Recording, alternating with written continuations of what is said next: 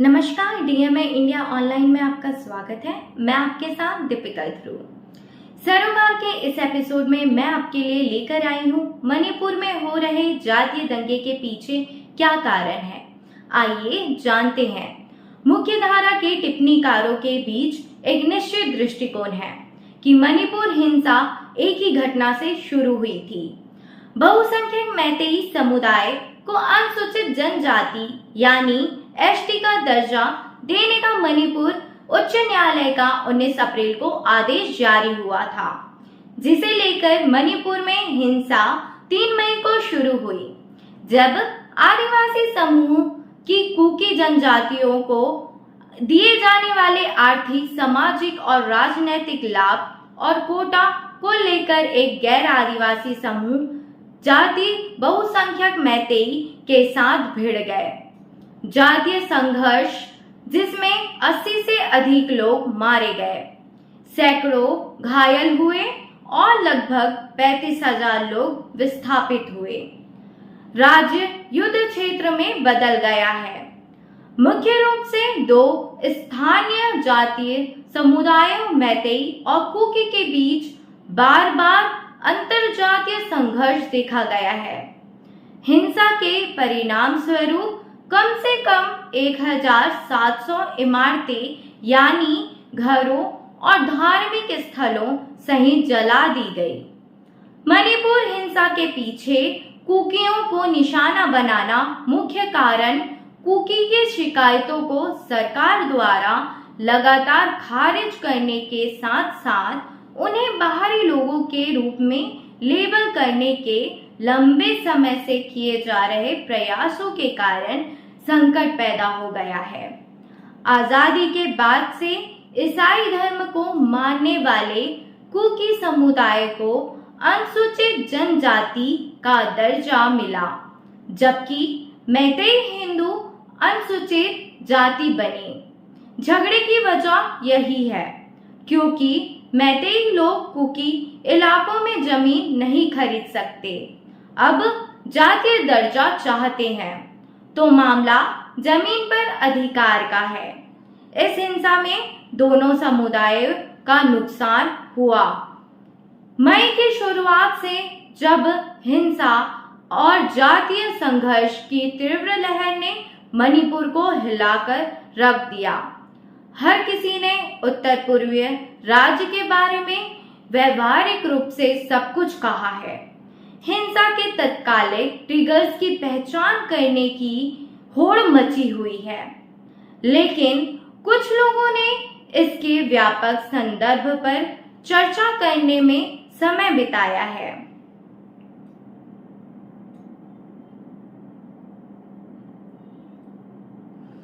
मणिपुर के बाहर मुख्य धारा, नीति और मीडिया समुदाय के बड़े वर्गों के बीच यह गलत धारणा है कि यह सुदूर उत्तर पूर्व में 2 जातीय समूहों के बीच एक छोटा सा विवाद है, जिसे केवल तभी हल किया जा सकता है जब दोनों पक्ष कुछ रियायतें दे।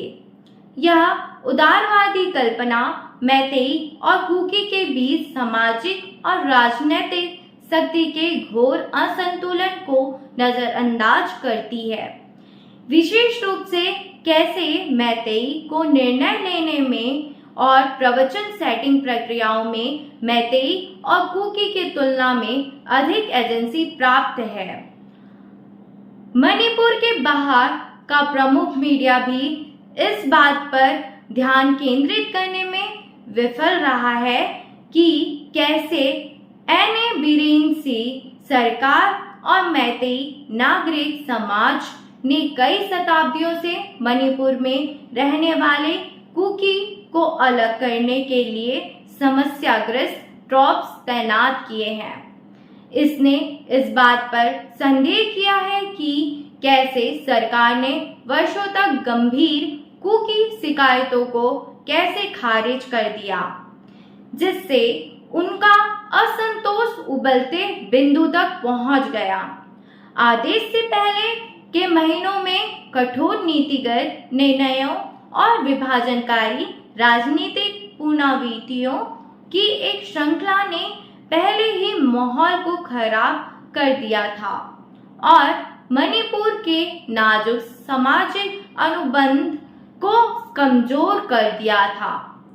10 मार्च को indigenous tribal leaders forum ITLF के नेतृत्व में कुकी नागरिक समाज ने चूराचांदपुर, तेंगानोपाल, कांगो पोकपी, उखरूल और जीरीबाम सहित कई पहाड़ी जिलों में एक शांतिपूर्ण रैली का आयोजन किया था। यह आरक्षित वनों के विस्तार की आड़ में कुकी गांव को मनमाने ढंग से बेदखल करने की बीरेन सिंह सरकार की नीति के खिलाफ एक राज्यव्यापी अहिंसक आंदोलन था।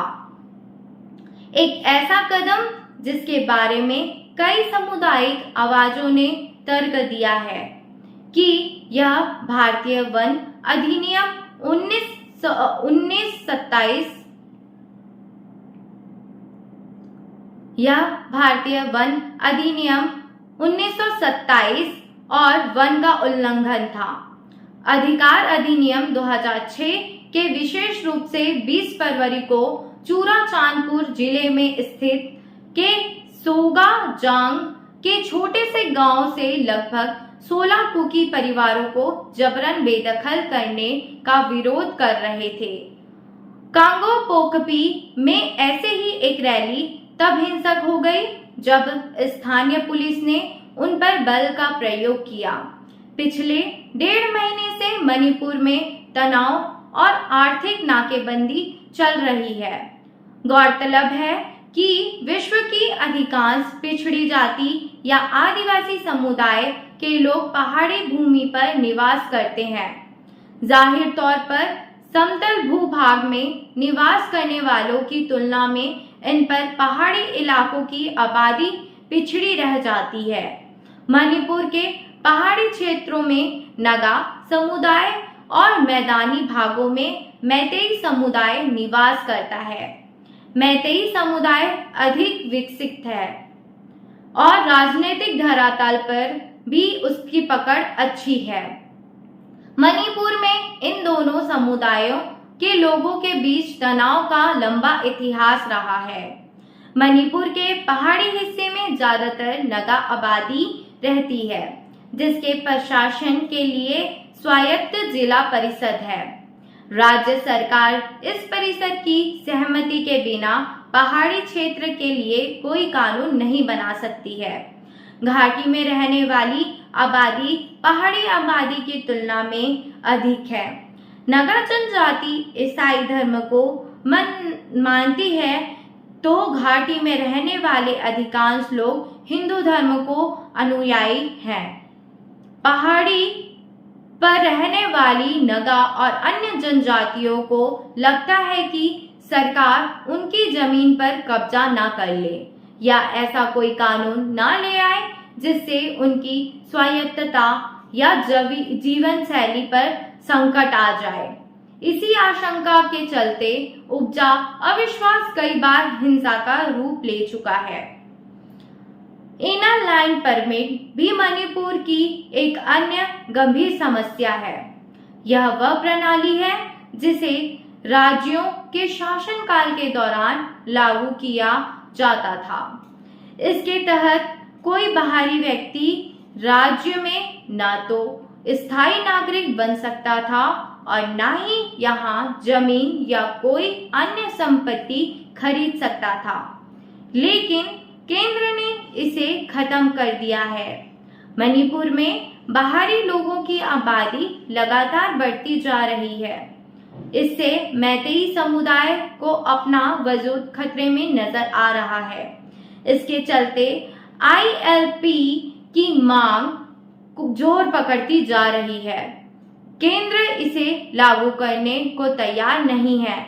यह देखना होगा कि सरकार इस मामले में क्या कदम उठाती है और उसके क्या परिणाम निकलते हैं। ऐसी जानकारी के लिए अगर आपको वीडियो अच्छा लगे तो चैनल को सब्सक्राइब कीजिए, लाइक कीजिए, शेयर कीजिए और कमेंट कीजिए।